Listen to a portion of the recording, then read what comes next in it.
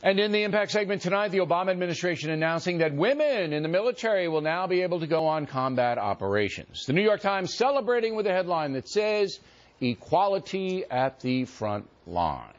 And you may have noticed that equality is a new buzzword for the progressive movement.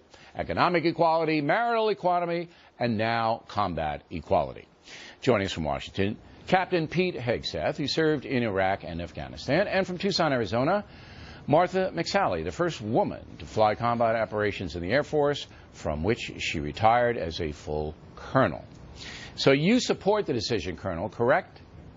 Yes, I do, Bill. And why?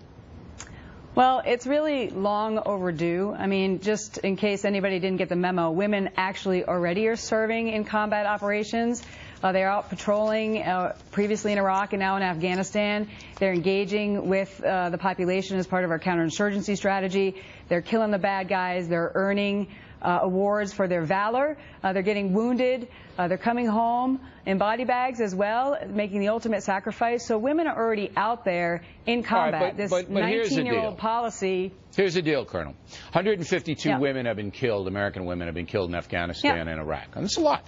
And they basically are, right now, their jobs are logistical, driving vehicles, setting up, things like that. But they're not involved in the combat operations because of one very strong argument against, and that is physical strength. As you know, basic training is different in the military for men and women. They have different tasks they have to accomplish.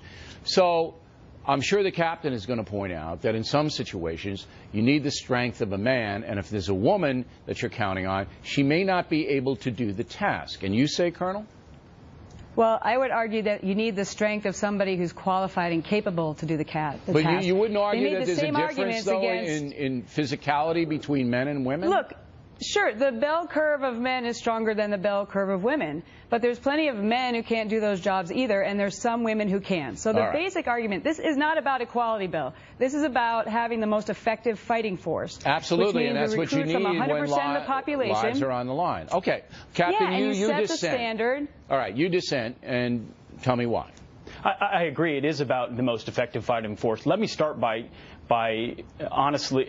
giving praise to Colonel McSally, someone who fought valiantly, who flied some of the combat. I mean, an American hero and an example of the type of person this military produces. So I have nothing against her at all, and I think we probably agree on 95% of stuff. And as a Warthog pilot, I was an infantryman on the ground.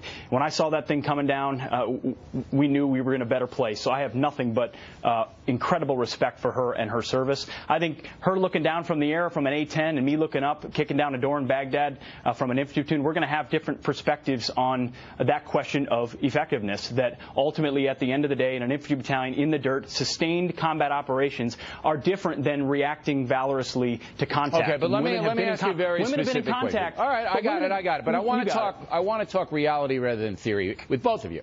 All right, so you're there in Baghdad, okay, and you got your guys, and you're going into a house.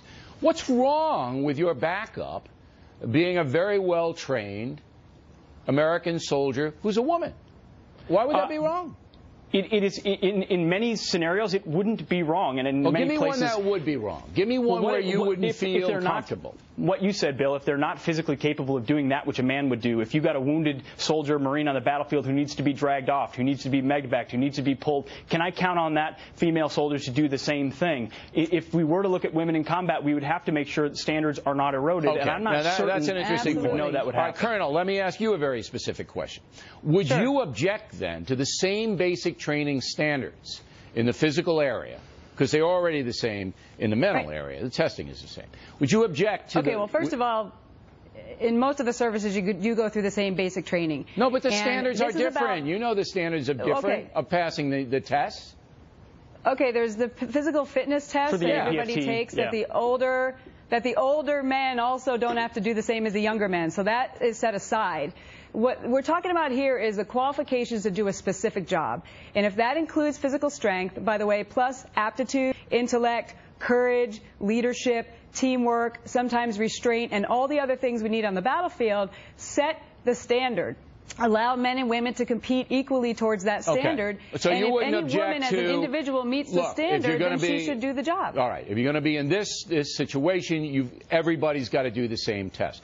Now, Captain, set the standard. One of the arguments is that it's not fair to the women in the military, in any branch of service, because they don't get promoted fast enough, because they're not in combat situation. They don't get paid as much because you get combat pay. And those seem to be valid points. I think there are some valid points there. I think there are a lot of things the military needs to address to get at real equality. Look at something like sexual assault. Look at something the military is still grappling with, a cultural issue that we've got to do better at to take care of female service members and make sure they're honored. And then we do need to find ways to promote capable women but that of all any dovetails MOS. back into the combat. See, if you're denying them combat, they're not going to be promoted quick enough, and they're not going to make as much money. As the Colonel said, counterinsurgency, interacting with the population, a lot of ways that are pretty dynamic that women are doing. It's just the combat role of sustained offensive combat operations is something that I think males together in the dirt are collectively qualified to do. All right. Very good debate. Thank you both. We appreciate your patriotism and coming on a Packer this evening.